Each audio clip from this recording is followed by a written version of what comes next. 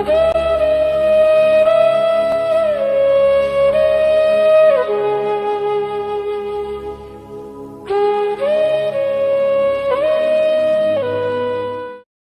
ہی لاہور کی کسی سڑک شاہراہ یا مارکیٹ میں نکلیں آپ کا سامنا ہوگا بھکاریوں کے لشکر سے، جو بھیک نہ دینے پر آپ کو سخت الفاظ اور غصہ کرتے بھی دکھائی دیتے ہیں۔ بھکاریوں کا کہنا ہے کہ صاحب ثروت افراد کی آمدن میں ان کا بھی حق ہے۔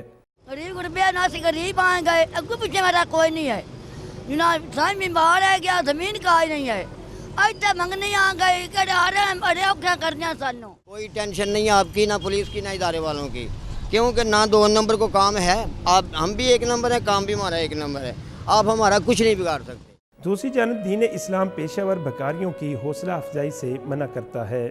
یہ حکم بھی ہے کہ ہمیں دیکھنا چاہیے کہ یہ بندہ مستحق ہے یا کوئی پیشہ ور ہے، ایسا نہ ہو کہ ہم پیشہ ور کو دے دیں اور مستحق جو ہے وہ بیچارہ اپنے حق سے محروم ہو جائے۔ دین کی رہنمائی میں زکوٰۃ اور خیرات دے کر جہاں ہم معاشرے کو بہت سی برائیوں سے بچا سکتے ہیں، وہیں پیشہ ور بھکاریوں کو معاشرے کا بہتر جزو بنایا جا سکتا ہے۔